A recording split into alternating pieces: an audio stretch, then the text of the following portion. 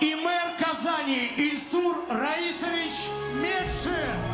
Татарстан Республикасы президенті Рүстем Нурғалиұлы Меңдіханов һәм Қозан шәһәре мэрі Ильсур Раисұлы Медши.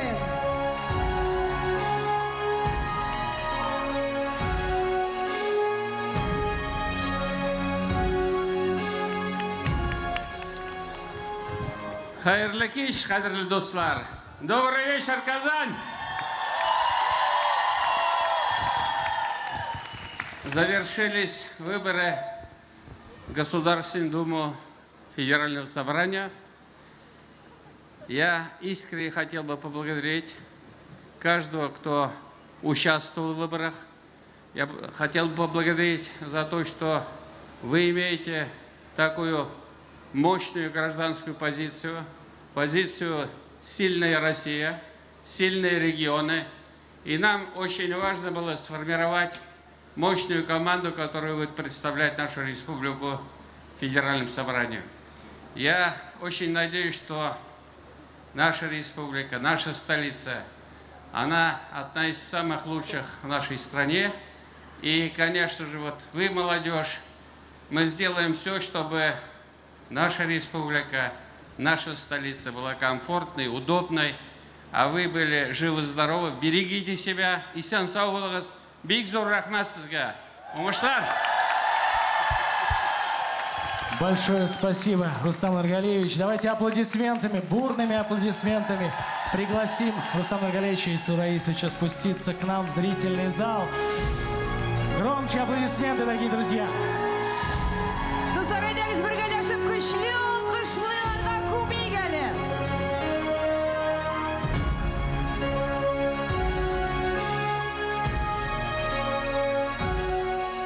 Спасибо, друзья!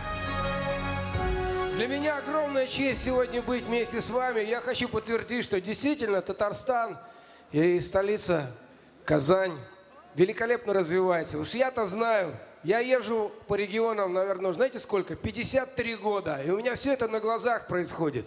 Я очень люблю бывать здесь. Я очень рад, что мы сегодня вместе с вами участвуем в этом. Спасибо вам!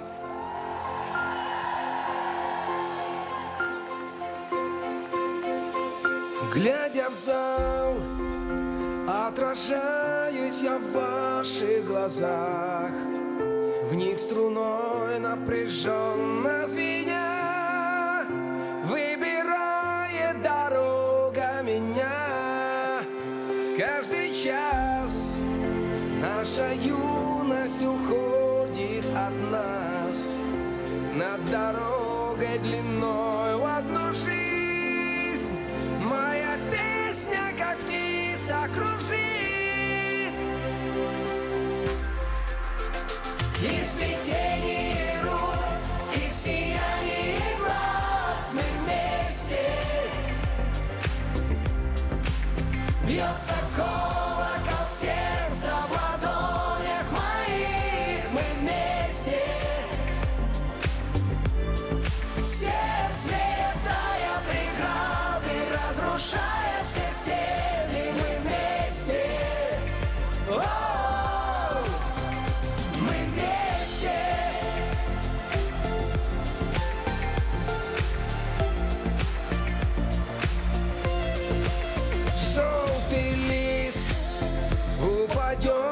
Простой обелиск, бьется память в висках. Вспоминай тех, кто верил в потерянный рай. В небеса улетят наших дней голоса, но останется песня и роса, растворенная в ваших глазах. И сплетение рук, и сияние глаз мы вместе.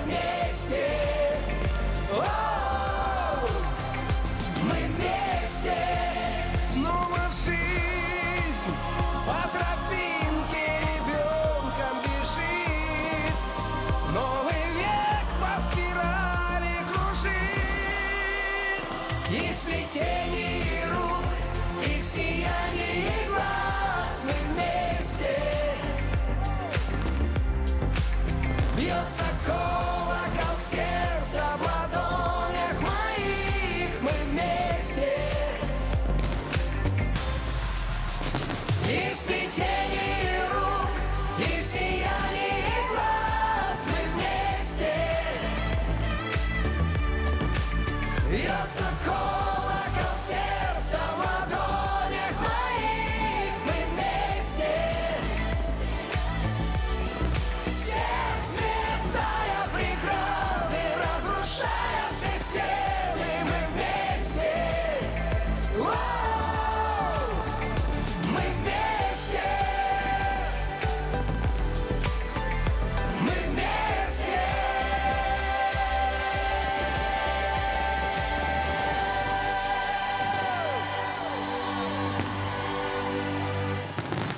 Спасибо, счастья, удачи и ясных дней. Народный артист России Олег Газманов и группа «Эскадрон». Ваши аплодисменты, друзья, мы поздравляем вас с праздником, с великим праздником единения. Все мы сегодня здесь, в едином порыве, пришли для того, чтобы поддержать наш город, нашу республику и всю страну своим выбором, главным выбором, друзья!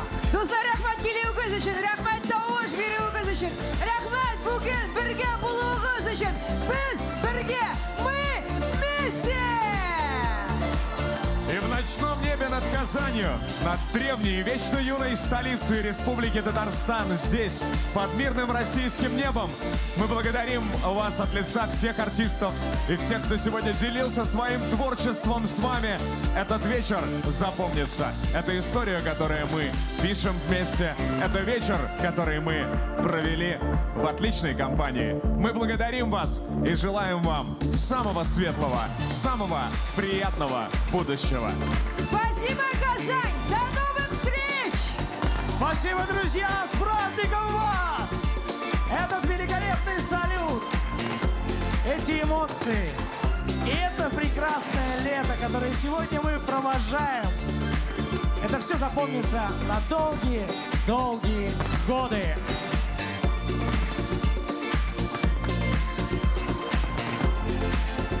Келесі ұшырашуларға қатты, алда бізді аяз, yoқты, келешек күтсін.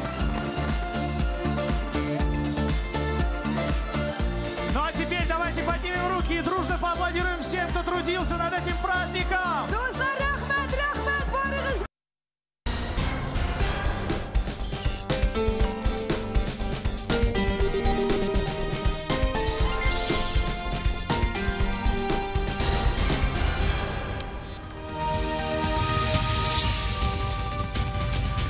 Добрый вечер. Программа «7 дней» сегодня выходит в прямом эфире. Мы подводим итоги трехдневного голосования.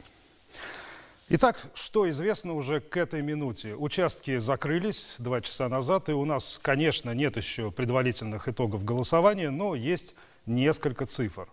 Час назад их озвучили в едином информационном центре. Во-первых, это явка на выборы, и во-вторых, это опрос избирателей на выходе из участков, экзит-пол. Давайте послушаем.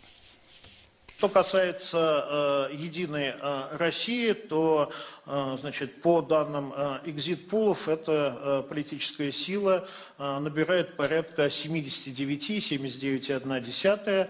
Вот. Ну и мы прогнозируем, что 3/4 голосов, наверное, и по официальным уже подведенным результатам, посмотрим, насколько это совпадет, соответственно, будут отданы за вот данную политическую силу.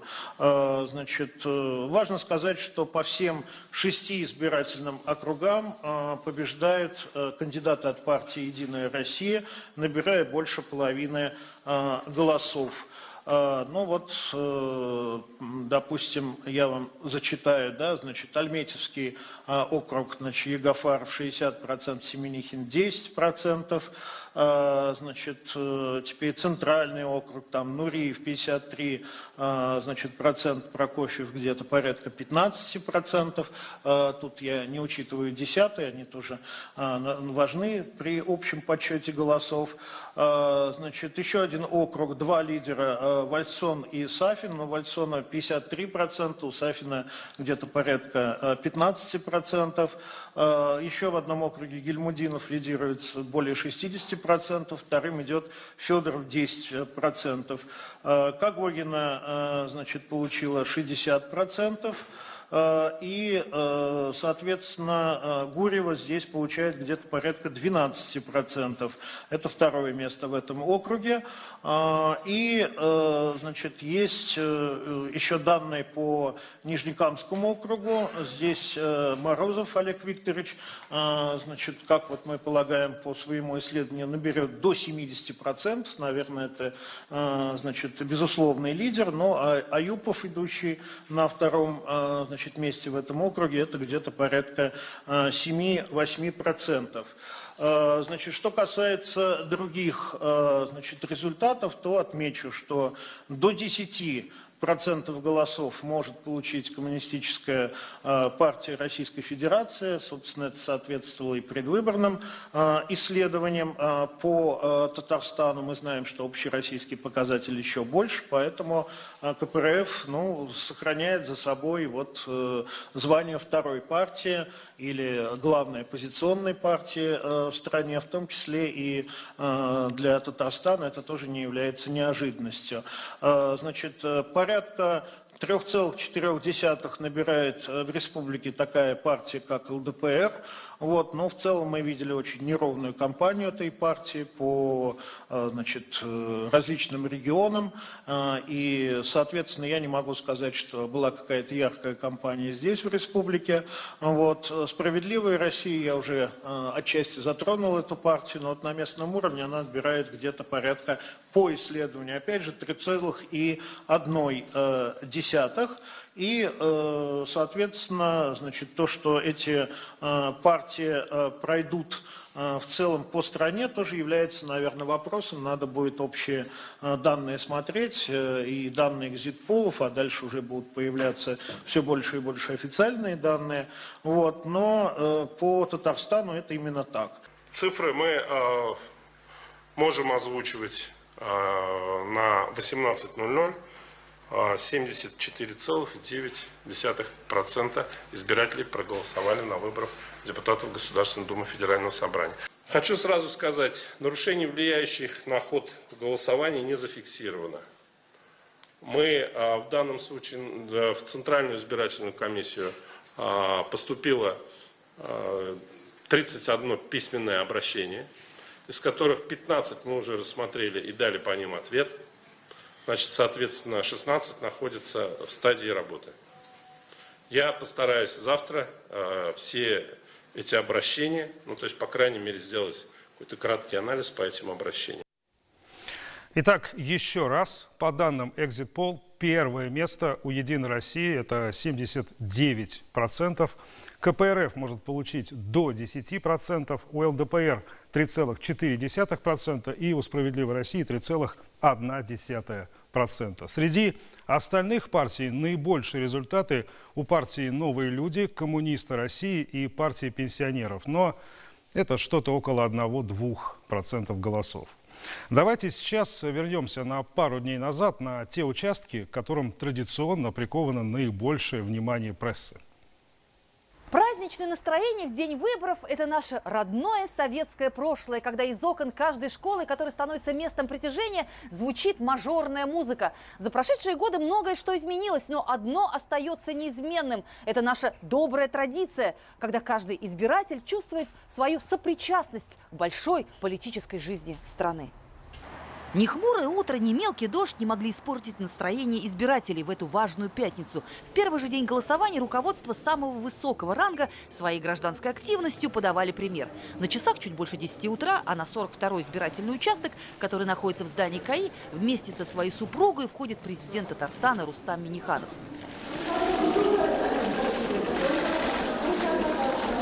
Современная избирательная система в Татарстане уже как отточенный механизм, потому сам процесс выборов комфортен, доступен и понятен вне зависимости от того, где находится центр гражданской активности. Так, государственный советник республики Минтимир Шаймиев уже много лет голосует не в Казани, а в сельском поселении. И все же, несмотря на безоблачный политический ракурс, у Минтимира Шаймиева к очередному депутатскому корпусу есть свои наставления.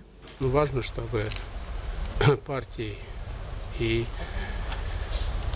депутаты, которые станут уже депутатами после этих предстоящих 3 дней избрания их, чтобы перед населением то, что обещали, работали над тем, чтобы она выполнялась. Люди должны доверять своим депутатам и властным структурам, которые избирает народ. В связи с неблагоприятной эпидемиологической обстановкой, которая затянулась уже на несколько лет, часть избирателей уходит в тыл. Домашнее голосование становится все популярнее среди населения. Так и председатель Госсовета, который находится на самоизоляции, смог воспользоваться этой избирательной формой. Об этом Фарид Мухаммедшин сообщил на своей странице в Инстаграм. 242-й избирательный участок Казани, что находится в Новосавиновском районе, ближе к полудню встречал главу правительства республики. Алексей Песошин у членов УИК поинтересовался, как проходят выборы. И ответом премьер-министр явно остался доволен. В хорошем расположении духа в день голосования пребывала и вице-премьер Лейла Фазлеева. Для нее, как она призналась журналистам позже, выборы всегда праздник и добрая семейная традиция. Относиться к этому как вот плановому, да, какому-то обычному мероприятию я бы не стала. И воспитывая своего сына, я тоже делаю на этом всегда акцент, что в этот день ты приходишь и говоришь, и изъявляешь свое решение, свою волю. Не принять участие возможно, но не стоит. Вице-премьер Татарстана Василий Шейхразиев голосовал в 3-й гимназии Казани. На участок он пришел в праздничном настроении. Василий Гаязович, как всегда, без купюр, общаясь с журналистами, решил поделиться и воспоминаниями о своих первых выборах, когда служил он в погранвойсках. В этот день в нашей части это день свободы и демократии. Никто строем не ходит, вкусно, много кормят. И несмотря на то, что люди в погонах, у тебя было право выбора, и ты шел, голосовал. На выборах, особенно на людей старшего поколения, всегда накатывает эта волна ностальгии. В советские годы в каждой школе в такой важный день проходили продуктовые ярмарки. Люди после выборов накрывали праздничные столы и ходили по гостям. Вот и заместитель председателя Госсовета Марат Ахметов вспоминал годы, когда сам был кандидатом в депутаты. Достаточно ответственно к этим мероприятиям я отношусь, поэтому пришли вот как раз и первый день таких выборов. И очень приятно, что народу достаточно много активно приходят на выборы. Даже вот мне самому пришлось постоять на очереди. Это приятно. Приятно то, что избиратели, население, граждане республики не безразличны к своей судьбе на будущее. Руководитель департамента президента республики по вопросам внутренней политики Александр Терентьев, который отдал свой голос в 27-й Казанской школе, говорил об удобстве системы трехдневного голосования для избирателей. Депутат Госдумы от Татарстана Айрат Фарахов голосовал в деревне Альдермеш, а заместитель председателя Госсовета Татьяна Ларионова в здании Казанской гимназии номер 6, который вспоминал о том, как ходил на выборы еще со своими родителями. Я почему пришла не в пятницу, а в субботу? Потому что суббота, воскресенье, я знаю точно, вот эта традиция продолжается, и многие идут с семьями. Поэтому в первую очередь всем семейного благополучия, здоровья, счастья. Это действительно большое событие для страны, для Татарстана и Казани. Мэр Казани Ильсур Медшин отдельно поздравил всех тех, кто впервые пришел на избирательные участки. Сам глава города вместе с супругой Гульнарой проголосовал на 271-м избирательном участке, расположенном в Казанском государственном аграрном университете. Я поздравляю тех, кто впервые придет на избирательные участки. Очень важно, чтобы вы, молодежь, выбрали завтрашний день. Казань всегда была, есть и, уверен, будет активным городом с активной гражданской позицией. Муфти Татарстана Камиль Хазрат Самиголин также голосовать приехал со своей второй половиной. Признался, что раньше свой выбор они делали на участке рядом с домом, а на этих выборах сделали исключение, проголосовали ближе к работе. Понимаем, что это некий договор, в котором мы должны принимать участие. Мы тоже граждане и должны показать свою активную позицию. Около часа дня в здании КАИ проголосовал и епископ Елабужский Иннокентий. Любой член любой религиозного объединения, Русская Православная Церковь и мусульмане, мы являемся все, прежде всего, жителями нашей страны, гражданами, которые обязаны выполнить свой долг. Возьмите, проходите в кабиночку.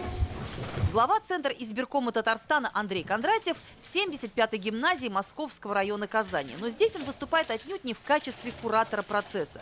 Андрей Кондратьев, как и все его соседи, рядовой избиратель, отмечает слаженность процесса и доброжелательность наблюдателей. Ведь от каждого в этот день требуется серьезная ответственность, заметила в день голосования и председатель общественной палаты Зиля Валеева.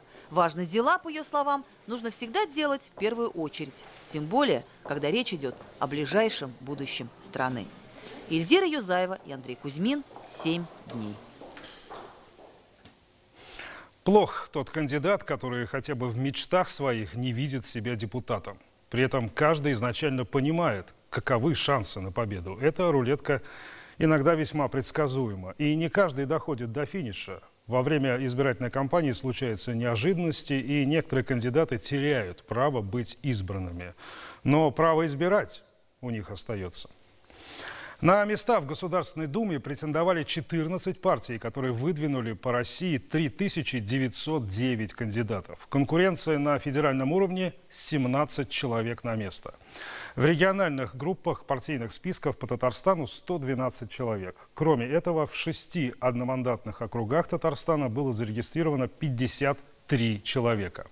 С учетом довыборов в Госсовет Республики и в муниципальные органы власти, которые проходили в некоторых округах, было напечатано около 6 миллионов бюллетеней. 22 тысячи членов участковых комиссий сейчас считают голоса в этих бюллетенях. Имена победителей и проценты, которые они набрали, будут известны на следующей неделе. Пока же послушаем, с какими мыслями приходили на избирательные участки те, кто одновременно был избирателем и избираемым. Не каждому дано голосовать за самого себя. Выборы для тех, кто баллотируется, удовольствие особое. Они еще до начала кампании знают, за кого пойдут голосовать. Может, мне надо ознакомиться с информацией о кандидатах? Лишь на несколько минут они могут почувствовать себя рядовым избирателем и снова вернуться в статус избираемого, наблюдая за ходом голосования с особым пристрастием. Вот отдаю свой голос. Первый в региональном списке Коммунистической партии Российской Федерации действующий депутат Госсовета Республики Артем Прокофьев, прошедший артподготовкой к выборам и самим процессом, в принципе, доволен. Много наблюдателей сидит, это хорошо, контроль должен быть. Я надеюсь, что 20 сентября все с хорошим настроением увидят, какие результаты. У людей есть большой запрос на перемены. Со щитом на щите или со щита в кресло высшего законодательного органа страны? До ответа на этот вопрос остаются считанные часы, и настроение пока еще хорошее и у лидера местного отделения партии «Коммунист России» Альфреда Валиева, другого коммуниста, который против тех коммунистов. Страна находится сегодня в окружении врагов, можно так сказать. Вот. Со всех сторон нас нападки. Надо идти, голосовать и сохранить нашу страну. Все вместе, чтобы наши внуки, наши дети росли нормально, жили. 429. Прямо и направо вверх по лестнице. На входе в школу, еще не на избирательный участок, встречающие могут показать, в какую сторону идти избирателю. Дорогу подскажут, маску дадут, здоровьем поинтересуются, бесплатным проездом обеспечат. На территории участка контакты минимальные, и не только потому, что вирус не дремлет. Наблюдение за происходящим многоуровневое, камеры включены круглосуточно, у наблюдателей от партий 12-часовой рабочий день с пятницы по воскресенье. Члены участковых комиссий начинают процесс голосования и готовятся к нему как к сложнейшей операции. У них сегодня рабочий день плавно перетекает в рабочую ночь подсчета голосов, собранных за 3 дня. Очень замечательно сделано, что наблюдение сегодня организовано только для именно участников процесса. И этим государство сделало таким образом, что исключило всяких фриков и провокаторов от всевозможных провокаций. Координатор татарстанского отделения либерально-демократической партии Владимир Сурчилов, как и его коллеги с левого фронта, голосует вместе со всеми без привилегий и особого отношения. Это моя супруга Анастасия Владимировна. Просто Настя. Просто Настя. Всегда вместе? Конечно, конечно. Мы команда. Мы команда. Конечно, я всегда и во всем поддерживаю своего супруга. У нас 2 замечательные дочки. Они всегда нас поддерживают, и я всегда поддерживаю своего супруга. Выборы – процесс демократичный, и здесь, как в бане, все равны. Молодые и пожилые, партийные и беспартийные, оппозиционеры и представители правящей партии. Руководитель регионального предвыборного штаба «Единой России» Юрий Камалтынов сам не избирается, пришел поддержать однопартийцев. От наших действий зависит, как будет жить дальше страна. Поэтому выражаю надежду, что все будет хорошо. За будущее свое и детей вместе с семьей голосовал и депутат Госсовета Республики, председатель регионального отделения «Справедливой России» Альмир Михеев. Супруга Наиля, дочь Мария. Мой супруг, как бы это нескромно звучало, он такой человек, который уходит головой, 200%, полная самоотдача, поэтому так получается, что мы не просто рядом, мы тоже внутри, и ребенок также это все видит, слышит, впитывает. Независимо от результата, мы понимаем, что была хорошая возможность представить еще раз нашу партию, довести наши идеи. Дочь пока еще избирательным правом не обладает, но право голоса уже есть. И такие беседы не только в день выборов. Мой папа рассказывал мне про свою работу, про все, что он делает, про всю свою работу, про всю свою команду «Справедливая Россия». Здравствуйте. Сегодня у нас хорошо, и пироги готовы. Пирогами встречает родная школа своего выпускника, ныне тоже действующего депутата республиканского парламента и кандидата в парламент федеральный, возглавляющего татарстанское отделение партии Роста Олега Коробченко. За счастье народа. Отличником в школе, говорит, не был, но здесь всегда гость желанный. А приходить на избирательный участок – это традиция с детства. Ходить на выборы – это какой-то маленький небольшой праздник. Поэтому мы сейчас тоже с семьей, с женой, с детьми все вместе приходим в мою родную школу, которую я закончил. И тем самым показываем, во-первых, что мы неравнодушны к нашему будущему, ну и показать, что мы граждане своей страны, которые пришли и отдали маленький долг. Конечно же, желание сменить статус кандидата на депутатский есть у каждого из баллотирующихся. Но мест на всех не хватит, и утро понедельника разделит сегодняшних кандидатов на проигравших и победителей. Изменится ли палитра в высшем законодательном органе страны? Достигнут ли региональные политики федеральных высот? Это пока еще загадка для большинства избирателей. Есть мнение, что в нашей стране прижился некий такой политический ген монократии, единовластия. Несколько сотен лет у нас правил царь-батюшка, затем несколько десятков лет правила одна единственная партия, которую, собственно, чаще всего так и называли, просто партия. И, похоже, этот ген живет не только в жилах простых избирателей, но и у представителей так называемых оппозиционных партий. То есть никто из них уже не претендует на главенствующую роль. Зуфар Давлетшин, Андрей Ключников, Роман Безменов. 7 дней. Немного забежим вперед. Что думают о ходе голосования участники процесса? Наш корреспондент Зуфар Давлетшин только что вернулся из штабов партий, принимавших участие в этих выборах. У нас работает большое количество наблюдателей, в том числе с правом совещательного голоса. У нас это от нашей партии более 5000 человек. Крупных каких-то нарушений, сообщений об этом нам не поступало, но тем не менее мелкие нарушения там или где-то были, которые на месте довольно быстро получилось пресечь. Избирательная кампания завершилась, слава богу, мы провели кампанию на достойном высоком уровне, высокая явка. В принципе, замечаний, которые могли бы повлиять на результат голосования, таких замечаний мы не увидели. Кампания спокойная, кампания с высокой явкой. Существенных нарушений мы сегодня пока не получали, чтобы сказали, что нарушения какие-то были и могли обратиться. А так, какие замечания, которые реакции, они разрабатываются, обрабатывают наши партии, мы докладываем это и обычно сообщаем об этом ЦИК Татарстана. То есть работа в этом плане у нас идет. Трехдневное голосование прошло во всех регионах страны и во всех районах Татарстана. Уже с 8 утра 17 сентября в пятницу открылись избирательные участки.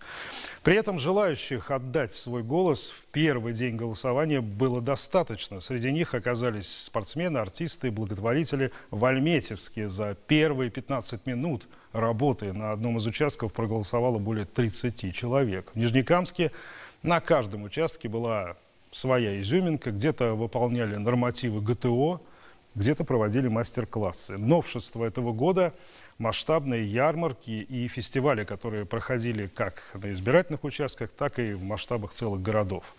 Мотоциклы, забеги, велопробеги и не менее скоростное вязание шарфов. В этом обзоре будет все.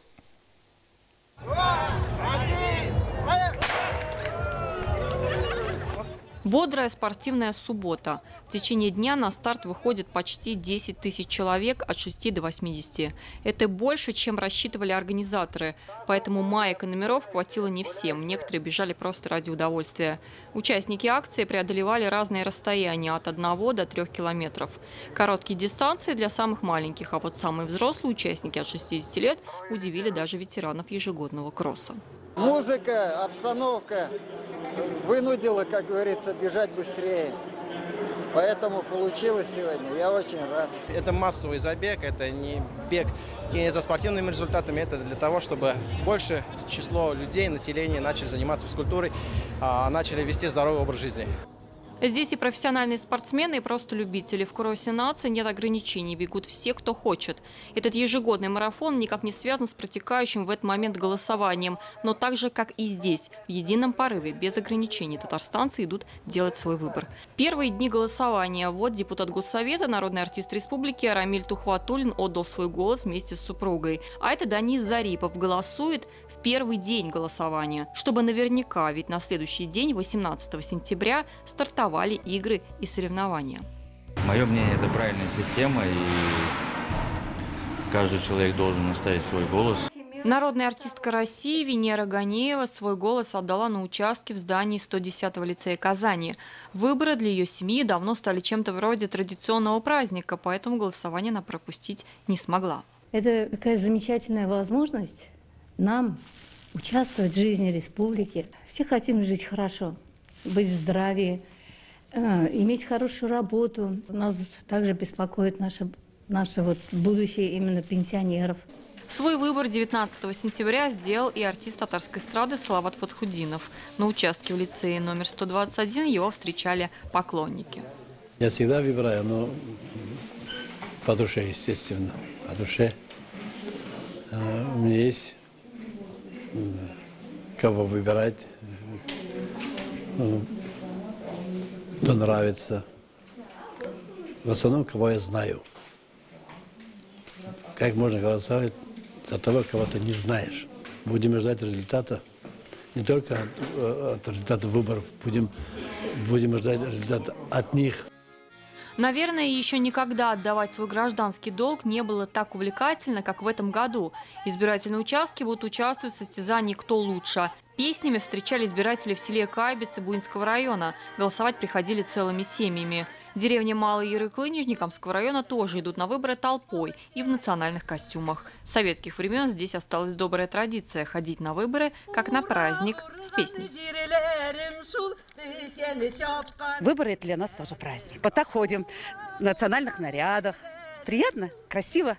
А это тоже рядом, но уже в городе Нижнекамск. До участка Сергея провожает пес-поводырь, а внутри ему дают вместо обычных бланков бумажные трафареты. Они напечатаны шрифтом Брайля. Он пальцами изучает список и ставит галочку без посторонней помощи. Доступный избирательный процесс для людей с ограниченными возможностями. На выборы мы ходим всегда. У нас это уже принято с советских времен. Как бы, если сказать сказочными словами, хотелось бы, чтобы добро победило зло. Рекордное количество заявлений для голосования на дому от маломобильных граждан в Альметьевске. Там тоже активно голосовали. В городе работали 62 избирательных участка, в самом районе 116. К ним прикреплены 150 тысяч избирателей. Мы должны отдать свой голос для того, чтобы у нас в стране нами руководили достаточно достойные представители власти. А вот Рамиль Каримов, житель села Туйметкино Черемшанского района, выполняет свой гражданский долг не только посредством голосования, но и личной ответственностью за место, в котором живет. Мужчина за свой счет благоустроил заброшенное поле возле села и создал здесь парк. В пруд запустил форели, для детей установил качели. Из-за чего это возникла идея? Из-за воды. Вода. У нас ключевая вода. Течет обратно речку. Дай, думаю, используя это, может быть, какой-то маленькой озерочкой. Как раз и получилось. Думаем, давайте рыбу пустим. Голосовать все эти 3 дня можно было и не отрываясь от повседневных дел. Например, во время прогулки с собакой. На 4 казанских участках для домашних питомцев оборудовали отдельные зоны, где они могли попить и перекусить. Рядом с избирательными участками работали специальные ярмарки. Чай, сладости, крупы. 250 тонн продуктов и бытовой химии от местного производителя. Купить можно было по цене ниже, чем в магазине. Пришла на выборы и решила сравнить цены, посмотреть. Гречку, сгущенку купила. А вот кого действительно было слышно на всю республику, это участников мотоклуба «Ночные волки». Они голосовали в Казани на 147-м избирательном участке под рев мотора.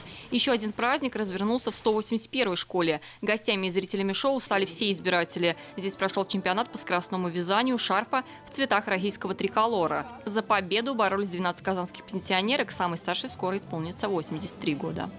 Обязана участвовать в этом мероприятии. И своих девушек привела. Видите, какие красавицы. Столько мастериц. Выходя на пенсию, чем-то заниматься нужно. Это здорово, конечно, потому что праздник, и к празднику еще вот так, и нас вдохновляет.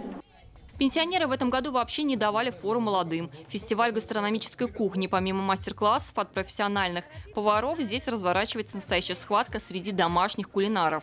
Бой между опытными домохозяйками и юными студентами за лучшее национальное блюдо. Сегодня это лапша и румяные перемичи.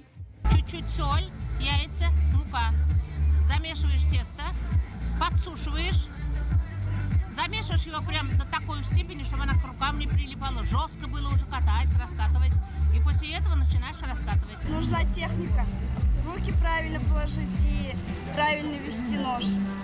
Фестиваль «Вкусная Казань» – это площадка для фермеров и мастеров ручной работы. Блюда около 50 кухонь разных народов мира, а также подарки при наличии браслета.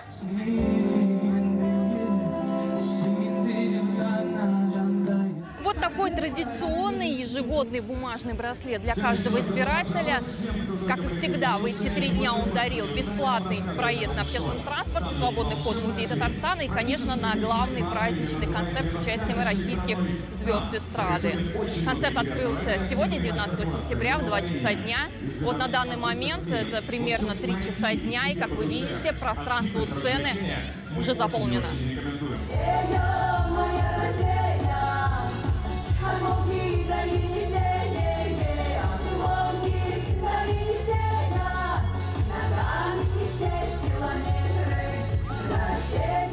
Диляра Исупова, Андрей Мохов, 7 дней.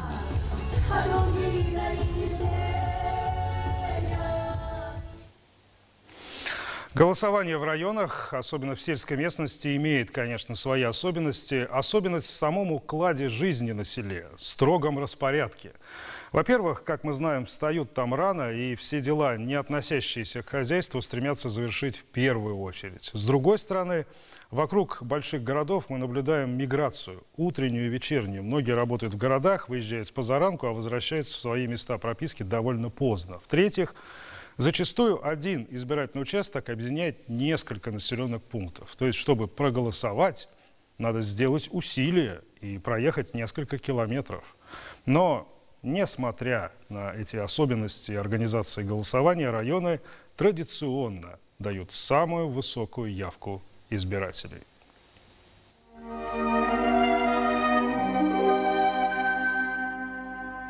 Золотой Казан, да только свой на гербе Высокогорского района. Иске Казан, Старая Казань – территория, где сплетались судьбы нескольких исторических эпох, от основания новых булгарских княжеств и их падения до разгула Пугачевского бунта. Отсюда из этих деревень вышли такие творцы, как Султан Габаши, первый татарский композитор Салих Сайдашев и Садри Максуди, один из соратников Ататюрка. Нравы местных жителей навсегда вошли в мировую литературу.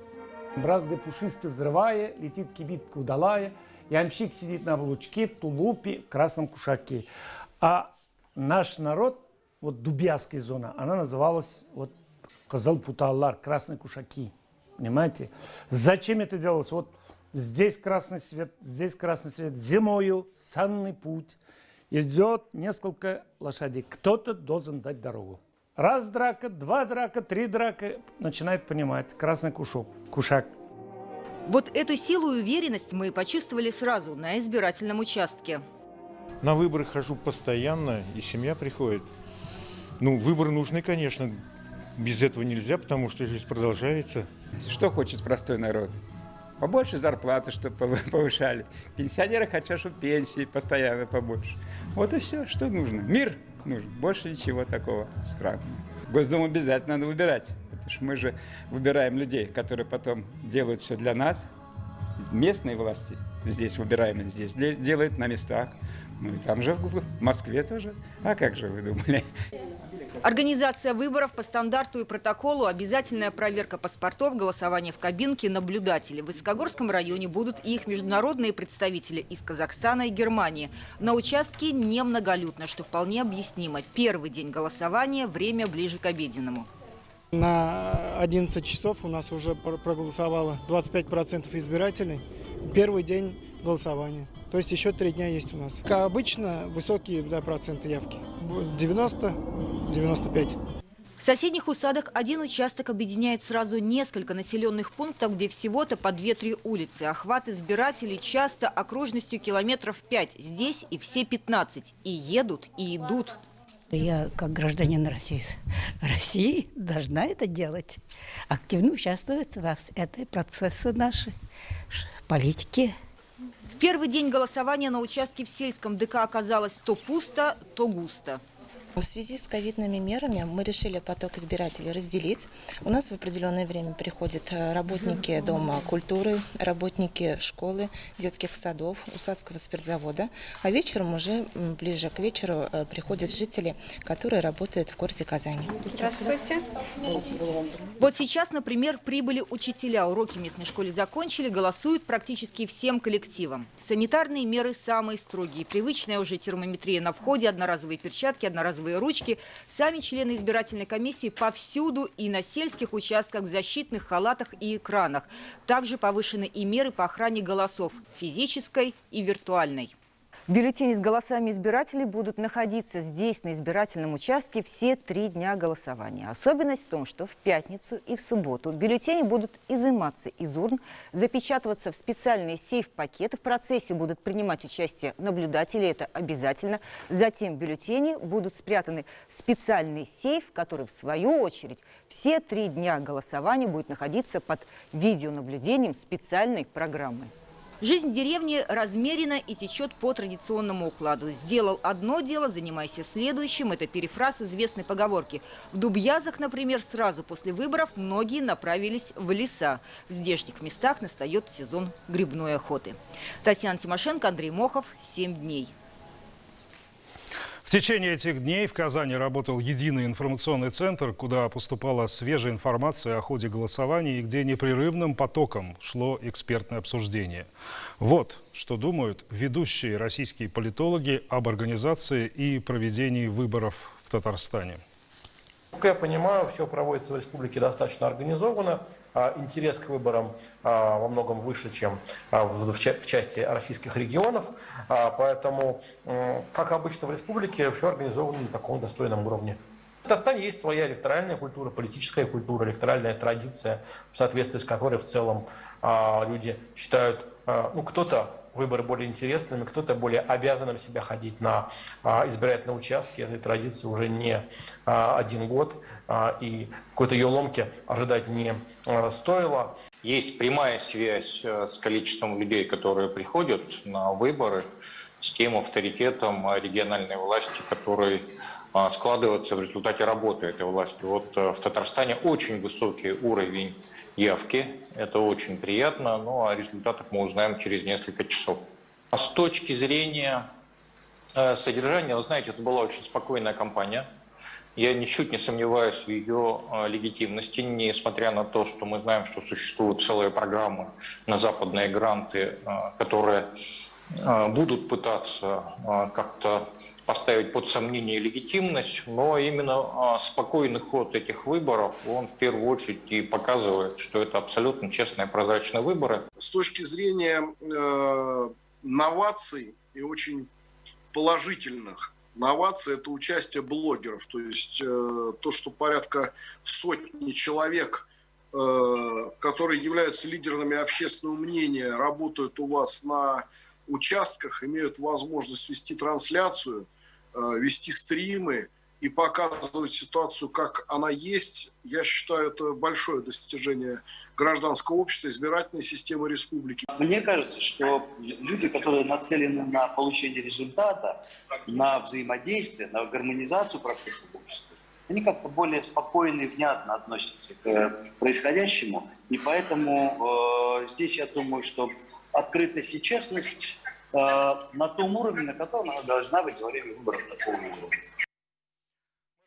Сегодня в прямом эфире и стараемся не загружать вас цифрами и статистикой, но, тем не менее, просто для понимания. На этих выборах были зарегистрированы порядка 16 тысяч наблюдателей, из них более 3 тысяч от Общественной палаты Татарстана. Все дни голосования с 17 по 19 сентября многие из 2810 участков были охвачены видеонаблюдением. Работали более 1000 камер. Работал Центр общественного наблюдения в здании IT-парка, где шла в онлайн-режиме трансляция с участков на огромную видеостену, за которой также следили наблюдатели.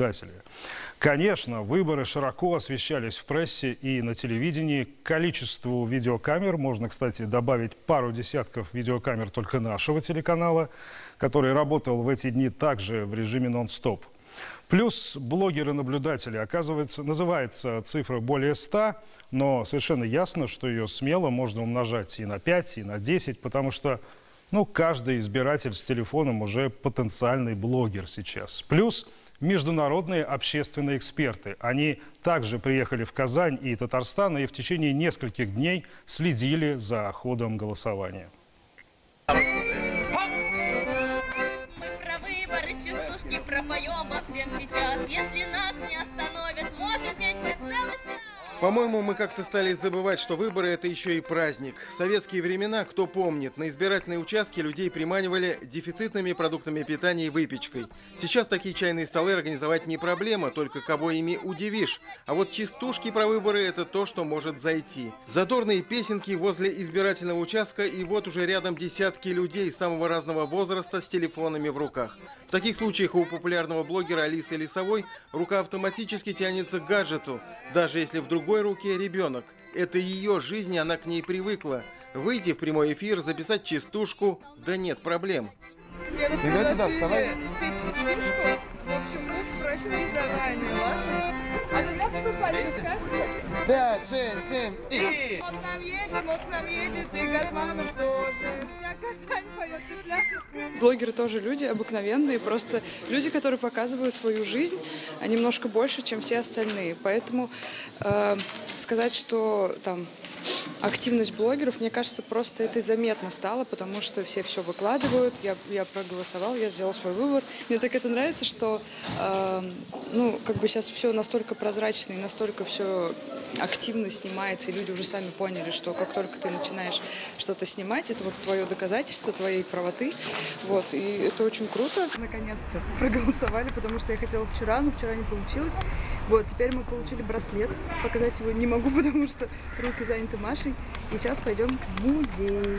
Степень легитимности увеличивать, чтобы результаты выборов не вызывали ни у кого сомнений. Очень важно, чтобы все общество видело, что происходит, как происходит. И, конечно, вот в этой связи нам особенно было важно в прошлом году подключить такую категорию, как блогеры. Друзья, всем здорово. Ну что, мой наблюдательский опыт продолжается. Второй день. Мы находимся на 159-м участке в Московском районе, гимназии. Около сотни самых популярных и известных блогеров Татарстана распределились по избирательным участкам. Руслану Сабирову достался участок номер 159 в Московском районе Казани. Для него это не первый такой опыт. В прошлый раз Руслан выдавал свои посты подписчикам из участка в Лаишевском районе. Главное наше преимущество – оперативность и быстрая обратная связь, делится Руслан. Мы можем доносить информацию в режиме реального времени, а не так, что по факту, постфактум, грубо говоря. Мы прям сразу что-то нашли, выложили, транслируем. Вот, и из-за этого получаем достаточно хороший отклик от нашей аудитории. Активное вовлечение блогеров-наблюдателей в избирательный процесс идет в России уже с 2018 года. Поэтому в этом плане Татарстан, что называется, в тренде. Надо отдать должное нашим ребятам. В большинстве своем это молодые люди. Они ведут себя абсолютно корректно, в то же время проявляют активность, настойчивость, когда нужно. Касается ли это неправомерной партийной агитации или, например, соблюдения антиковидных мер на участках. Среди нововведений этого года работа Центра общественного наблюдения в IT-парке в Казани. Его, к слову, показали международным общественным экспертам, которые приехали посмотреть, как проходят выборы в нашей республике. Сюда стекается информация с камер видеонаблюдения, установленных на избирательных участках. В режиме онлайн с помощью специальной видеостены за процессом внимательно следили и специально приглашенные общественные наблюдатели. Я это люблю в России вообще, что новая технология здесь есть и работает. Интернет здесь быстро работает, и как здесь камера работает, и что я думаю, что в будущем больше и больше распространяется эта возможность выбирать через телефон или мобильное устройство. Отличаются, вот да, это, сильно, это нововведение. Да, новые инструменты. Знаете, вообще в целом про выборы, когда говорим, раньше это был такой консервативный подход в те времена. Сейчас это такой современный подход, современные технологии. Мы же не агитируем, мы информируем. Это разные вещи, когда ты просто рассказываешь, как есть. Информация по ковидным делам.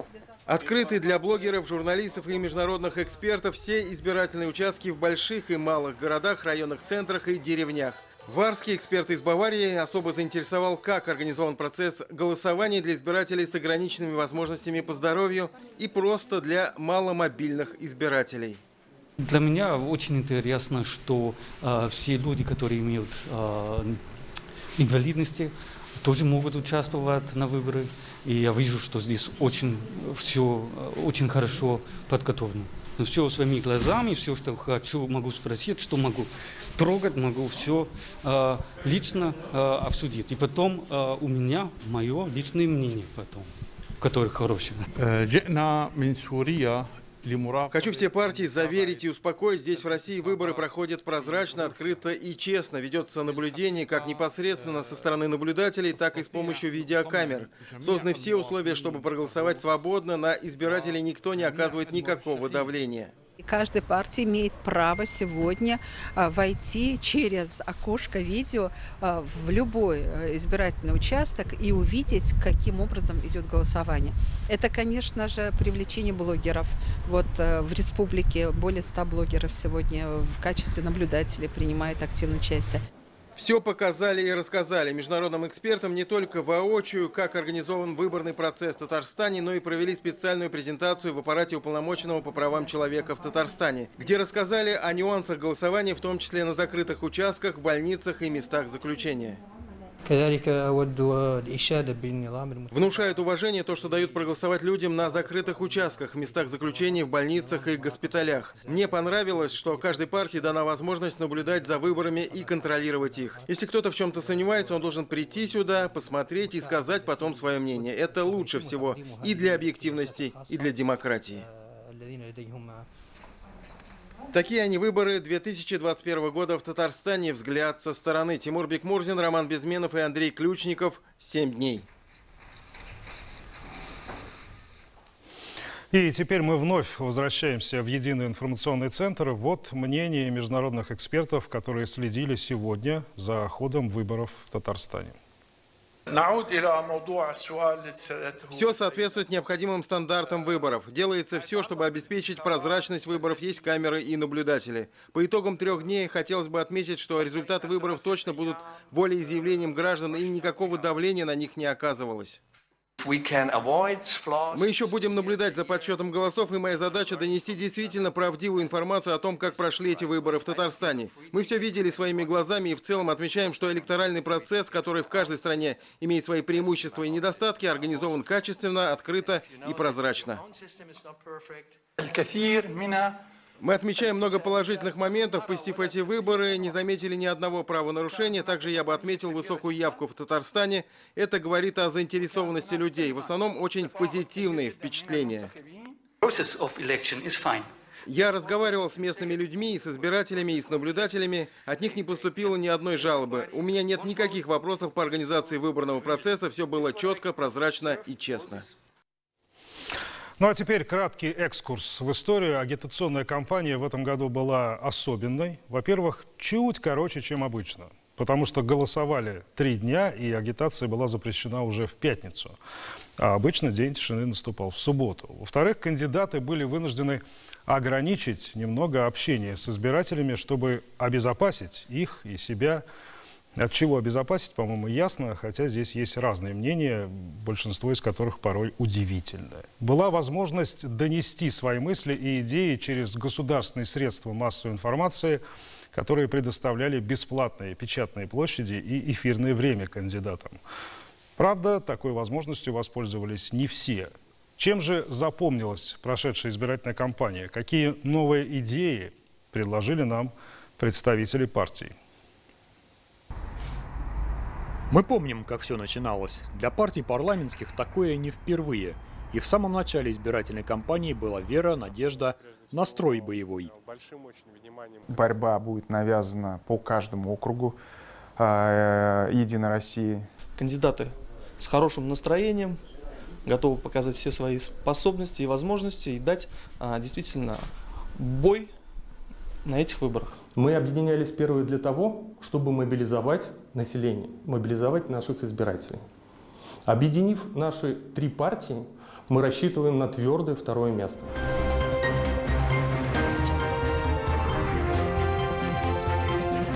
К экватору избирательной кампании даже намечались жаркие дебаты.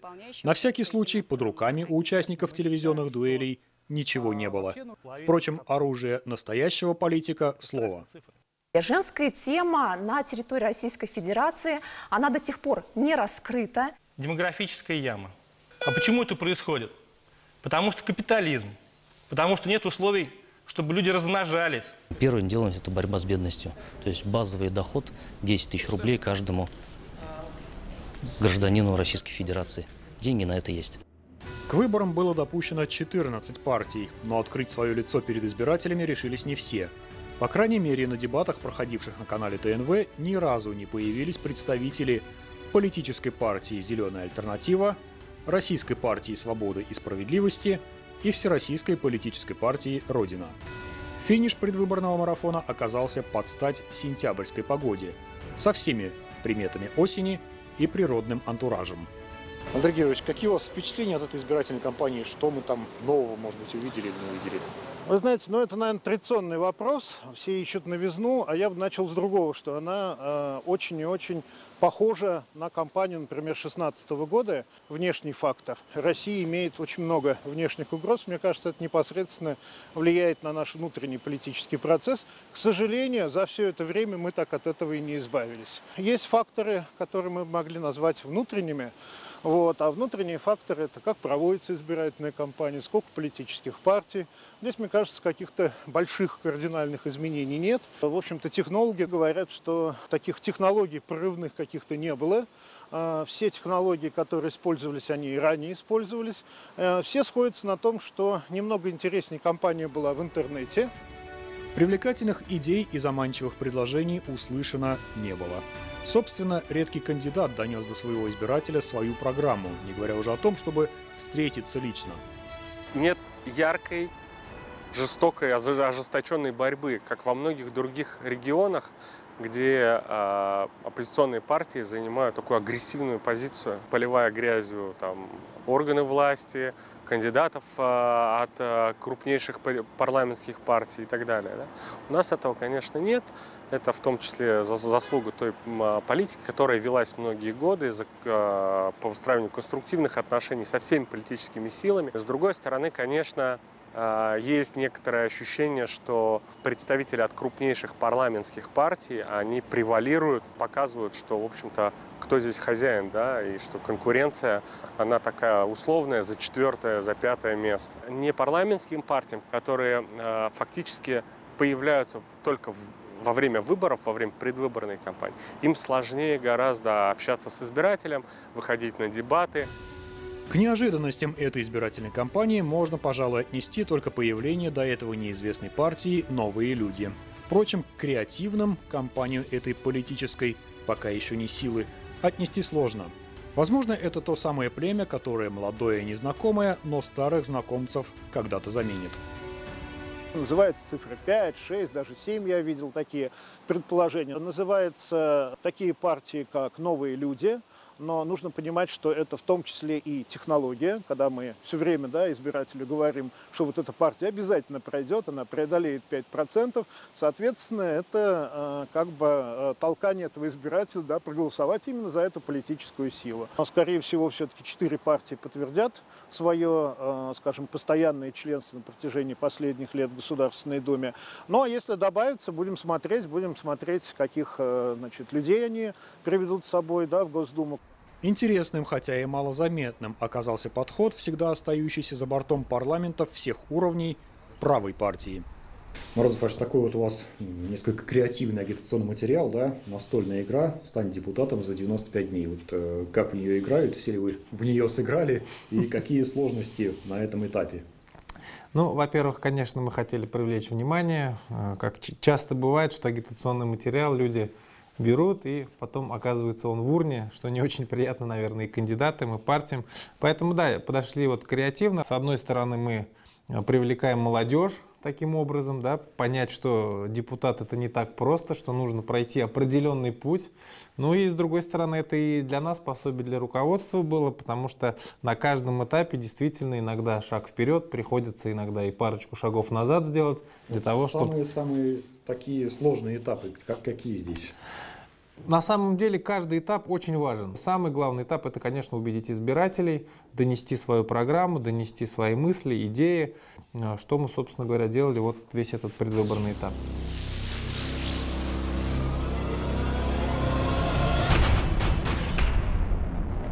Вы, наверное, наверняка наблюдали за действиями своих оппонентов, конкурентов, да, политических. Вот в целом, если вот оглянуться, да, на все эти вот, на этот месяц агитационного периода, как бы вы оценили, какие впечатления от него?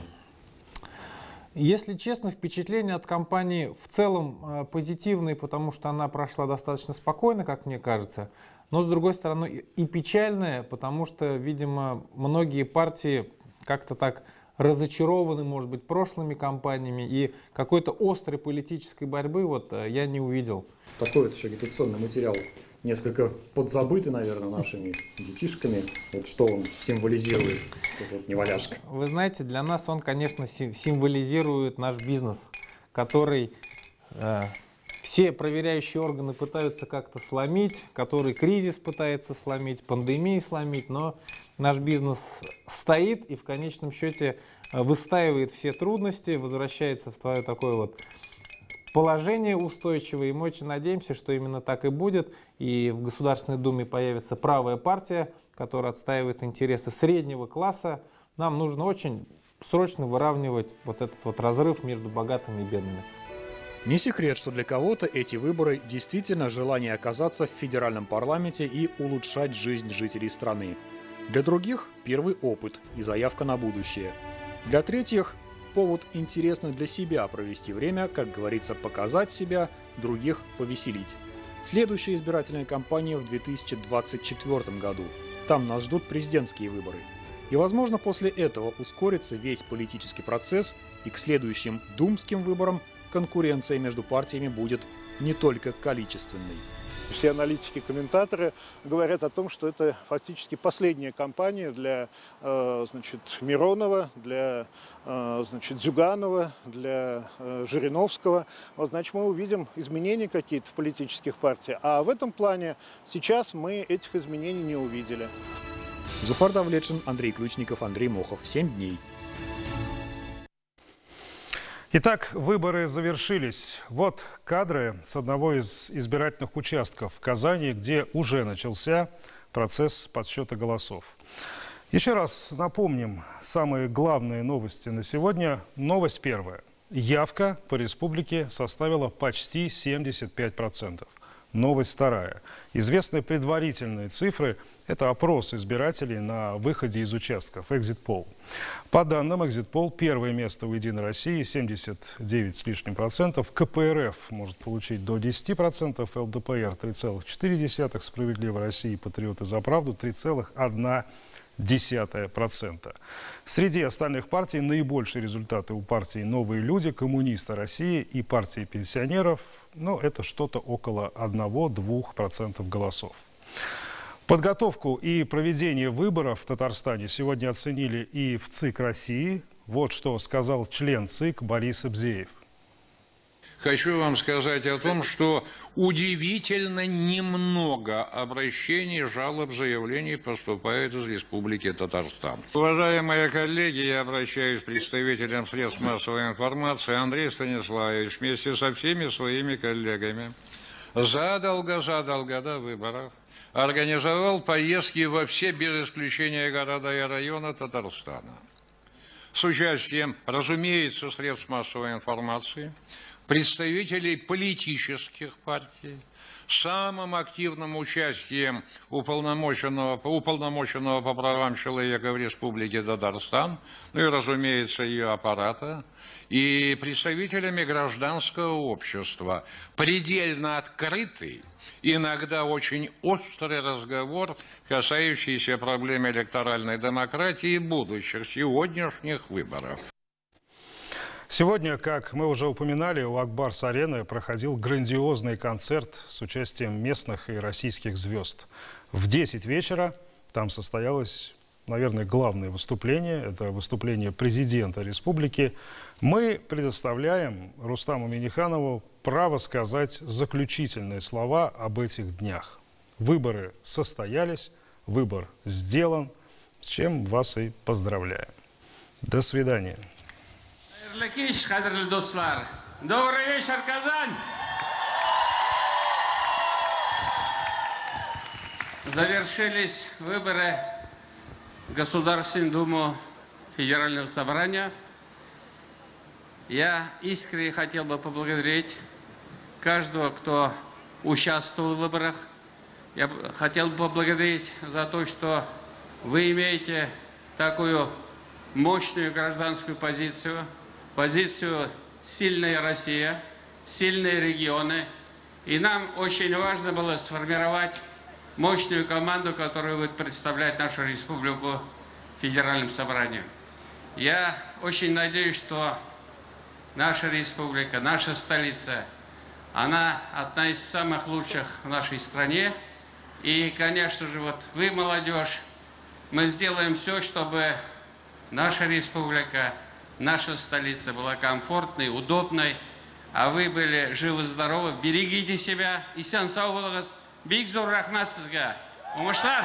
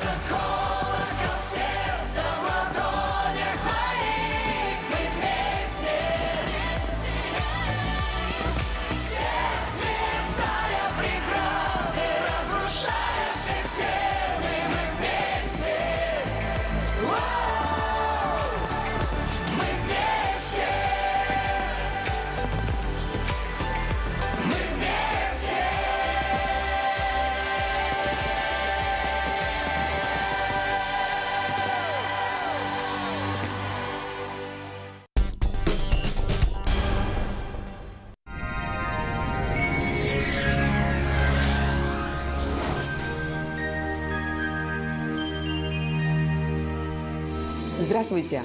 Осень с первых дней ворвалась в наши края и удивила резким похолоданием, как и прошедшее лето аномальной жарой.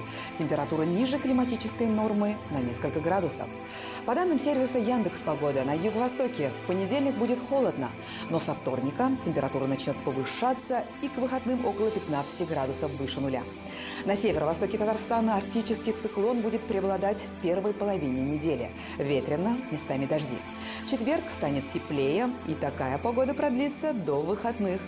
Унылая пора в самом разгаре и в центральных районах республики. В начале недели будет довольно холодно, местами заморозки, но в среду холодный циклон сбавит обороты и добавит температуру. В пятницу плюс 15, в субботу и воскресенье около 13 градусов выше нуля, но, конечно же, не обойдется без осенних дождей. На юго-западе Татарстана в основном будет пасмурно, но ленивое осеннее солнце иногда будет выглядывать из-за туч и прогревать землю. землю. Если в начале недели всего плюс 9, то уже к концу плюс 15.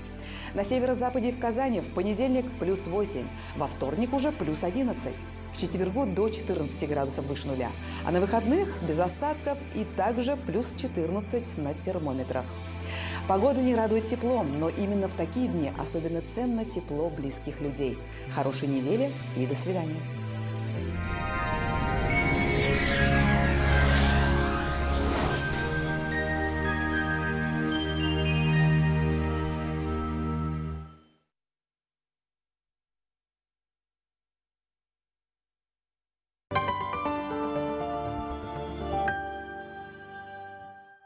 Akbars Med mobil qo'shimtasi sizning salomatligingiz uchun o'ng'ayli servis. Kompaniya bilgishi bilan to'g'ri ilmda polis negizida olingan meditsina xizmatlari ismliga murojaat yo'llash mumkinligi. Meditsina immuniyati polisi sizning telefonda App Store ham Google Play